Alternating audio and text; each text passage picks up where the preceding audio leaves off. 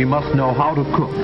No food. She must know how to set her table attractively. To her husband, she must be a companion, a sweetheart, a wife, and a mother. She must stir his ambition, pull him through failure, and keep success from hurting him. You know what the problem is that you have with that? The word must. This one is a lot of fun. And you've heard me talk about this quite a bit. And now there's sort of been these factions of what people refer to as red pill, and then of course you have feminists, and then you sort of have conservative quasi-feminists, and it's just all so silly, it's all so tiresome. How about we go back to our roots? We dug up some old PSAs, and you may not realize this, of course they're based, but they also provide some really useful tips. Now I want you to take off the modern lens of feminism and understand that what you see here was the norm throughout all of human history up until about 1961. Here is how young men should and always have looked for the girl of their dreams. How do you choose a date? Whose company would you enjoy? Well, one thing you can consider is looks. I might. He thought of Janet and how good looking she was. Consider that. He'd really have to reign to date somebody like her.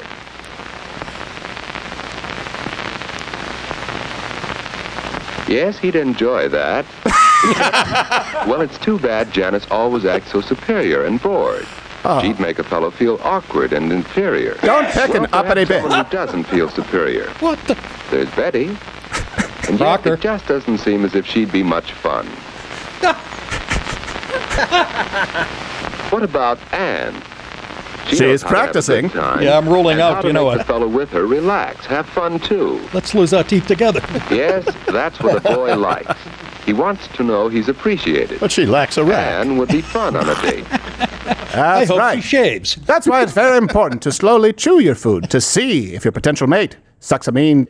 Oh, it's just so. What? Look, but see, here's the thing: we laugh at it, but it's basically yeah. Look, for the same reason now we're talking about.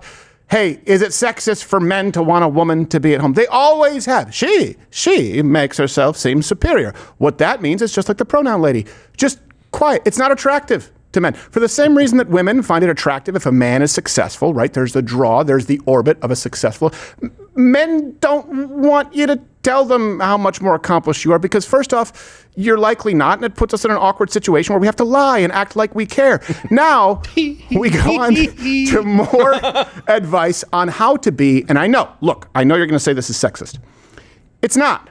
How to be a good wife, and here's the funny thing. If you watch this, and if you just remove the modern sort of inclination to be offended, it's basically giving good life advice, and it's telling women to treat being a housewife like what? Oh, that's right. You say the most important job in the world. Treat it like a job. She must know how to cook. No food. She must know how to set her table attractively. She must be a power forward. How to make her home Jesus. comfortable. Look at the size of this thing. She must know the worth of labor-saving devices. It's Fred and Gwynn. how best to conserve her time and energy. She must know clothes, how to buy, and how to make them. She must face death to bring children into the world. Oh, my goodness. What? Minor chord Raise kicked in. them, care for them, and pilot them safely to the threshold of manhood and womanhood. To her husband, she must be a companion, a sweetheart, a wife, and a mother.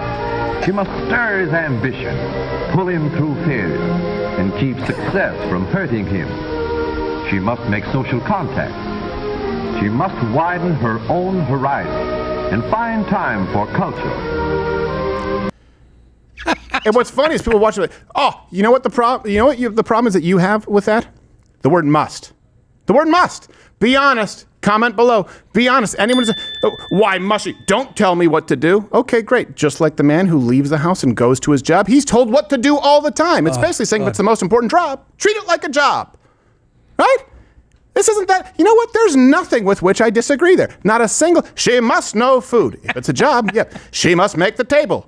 Damn right. She must support her husband and be a good companion. What, are you trying to control me? Sure. Let's go with that. Well, setting the table's also gotten a lot easier. That was a very fancy table setting that she was doing. And also, we don't need her to make clothes anymore. No, I want her to make the it's table. gotten simpler. I want her to physically make the table. Well, she seems like In the garage. carpenter. Yeah, exactly. And facing death in childbirth is a much lower chance of that. It seems like things have gotten better. But you know what, though? It's saying, just like the man must face death anytime something goes bump in the night. Like, that's part of the agreement. You got to face death, one time or back then, like 12 times when you had kids. There were a lot of times. I appreciate the honesty. This is the miracle of life, but you could be facing the great abyss. Or a child's face. It's just, I know. We're not digging a hole and dropping a fetus in a ballpark. it's just. This is in 1840. You got doctors and stuff. And Yeah. Epidermises. And this is actually brings us to a good wife checklist from the 1950s. And it's so funny. If you read about this on Reddit, people are upset. These are tips to wives. It says, be a little gay and a little more interesting for him. His boring day may need a lift, and one of your duties is to provide it. Don't greet him with complaints and problems. A good wife always knows her place. And people are upset about this. You go back and you read it. It's like, this is this idea that it's your primary duty to take care of the home if you're a homemaker. That's new. That's 1962 to now, really. Early 60s. Before that, it was just, of course, this wasn't even a conversation. Know your place and don't bombard him with complaints. Right. Back in the day, you think men would have tolerated it? Of course not. They were coming in, bringing in a wildebeest. Like, what? I got to deal with crap. I'm just going to leave you for the winter. Good luck. That's also common sense. Like, when my wife comes home from having the kids out or something like that, I don't immediately bombard her with anything that I've got going on. I'm like, hey, how you doing? How are the You're kids? afraid of her. Good. No, I'm not. It's just You want a fresh one? You're leaving one environment and going to another one. When a guy is coming home from work, he's trying to get his mind off of work mode. Okay, get into family mode a little bit. That transition takes some time. You don't walk in, bing, get hit with stuff. It just doesn't work. Well, I didn't have kids. Let's Anyways. say you have a choice, women. Okay. Or if you have a choice to provide some advice to young women, do you want them to listen to a professor? Do you want them to go on and learn how to be a girl boss? What's going to make them happier? Girl boss or that offensive old PSA? I would argue that's better.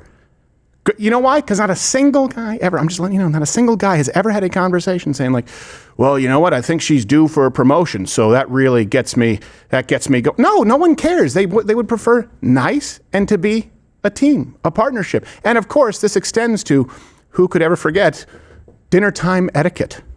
These boys greet their dad as though they are genuinely glad to see him, as though they had really missed being away from him during the day and are anxious to talk to him. This is the time for pleasant discussion in a thoroughly relaxed mood. They don't pick this time of the day to spring unpleasant surprises on Dad. If they have disagreeable news, they'll postpone the discussion until another time. And this is no time to dun Father for a raise in your allowance, new clothes, or argue about other financial matters. What? Napkins on the lap. He wants to come out family today. awaits Watch service. this. They converse pleasantly while Dad serves. Here I it said comes. pleasantly, for that is the keynote at dinner time. It is not only good manners, but good sense. All good advice. All good advice. Pleasant, unemotional conversation helps digestion. We know that. Don't monopolize the conversation and go on and on without Oh, my God. stopping. She Destroys showed the the charm girl. of a meal more quickly. Shut up, Judy. To say The eye that the roll. rest of the group is bored would be a gross understatement. That's why I don't like ladies. Does that kid have two daddies? Look, they're all Am I editing this wrong? Casting was weird. Yeah. Don't try and make everyone else fake like they're interested in your bullshit. It's funny, they show a girl at the table. Here's the thing. Let's also put this in perspective. The same people who find that offensive are the same people on the pop psychology couch all over social media calling everyone a narcissist. What that's really saying is, don't be a narcissist and make it all about you at the table. Other people have stuff to say, Judy, you ungrateful bitch. Yeah, I don't understand, though. At the beginning, when they're on the couch, It looked like two dads. The casting No, was all wrong. yeah, the one son is a little bit older. Yeah. That's a son? Yeah, exactly. 15 years Wally, older than his the brother. Yeah, But you know what, though, Looked too? like a woman, too. he's 15 years older than his brother. A lot of people go like, oh, so they're afraid of the dad. No, you know why those kids are dads. talking to their dad that way? Because back then, just like they talked about teammate, right? Both people have roles. Bet you the mom wasn't trashing the dad and complaining about the dad of the kids. The mom's role was to make sure that the kids respected the dad, or if they had to, fear the dad. They wouldn't even dream of screw you, dad. It didn't happen back then because, about it. of course, you'll get your ass beat. With mom complaining about the secretary. Yeah, now, to be fair, some mixed messages because dinner etiquette does have a wide range.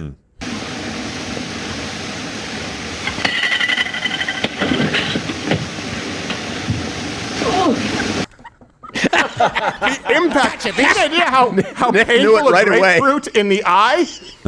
Might as well have been Mo Howard. He squeezed it on the way in. Mo Howard makes the same face. Yeah, he freshened it up Get for her on outta the way here. in. And the best part of it is he walks off. You know he's not going to get a napkin. He's not going to help at all. Does it burn? I hope so. I hope he improv that. Make me deliver my line 3 times. I'll show you. I hope exactly. He went and complained to the union. Oh, I don't God. know what happened. He must have been cross with me. I was simply saying my lines in rehearsal, and next thing I know, I have a grapefruit in my cornea. Like Pacino slapping about the abortion. That was a real crack in the face. She had no idea that was coming. Let's compare that to how arguments are handled today by modern women. My body, my choice. My body, my choice. Well, that's true if you're willing to face down death. You see the guy in the front there? When they started the My Body, he stopped himself. And I looked around. Yeah, he wasn't involved in the chant because it wasn't his body. Guys, is this okay if I yell too? Can I? Yeah. Well, people are acting out. There's this, and you can comment where you line up, like as though it's this new gimmick. Like, no, this is very, very new. The idea that what you just saw wasn't the norm. And I mean, maybe it was cleaning up a teepee. Maybe it was cleaning up a cave. At one point, maybe it would be cleaning up some kind of an old Victorian. I have no idea. I don't know enough about houses. I'm not an architect. A split wrench. There you go. It's a mid-century sea ranch. That's all about. But the point, like that was the norm. And then think about this. For the first time, really, after, let's say the 1950s and 1960s, you weren't getting your circle of influence from your family and your friends where you could keep each other in check, where someone might get out of line. You might have a bad apple.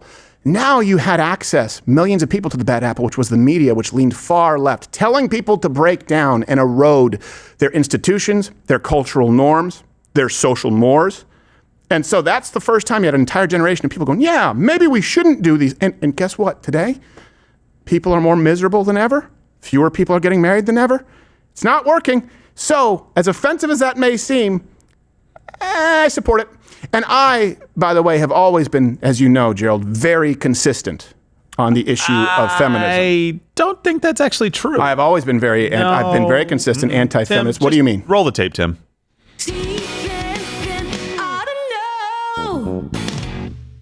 And I've always said this, my favorite band, you know, is Evanescence. Yeah. Because they have a female singer. And a lot of bands out there, they're afraid of the power that comes from a strong, independent, a unique female voice. Not Evanescence, though. They embrace the femininity. They embrace the power. I think it's brave.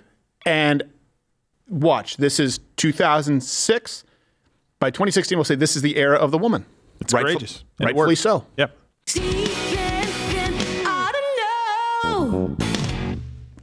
Well, out of context. I think there was plenty of context there. I don't know. You need to explain your wardrobe. Question. Choice. Yeah, well, I could say the same. I would say the same. That was the fashion of the day. Question. Same for me. Whatever. You know what? Let's just call this mutually assured destruction and move on, okay? Okay. All right, this is a standoff. What do TikTok nurses, COVID lockdowns, and lesbian school teachers have in common? None of them will be included in this next video if you click it. It's the internet. It's a cruel, dark place. I can't promise you the world. But today, I can offer you that. And isn't that a step in the right direction?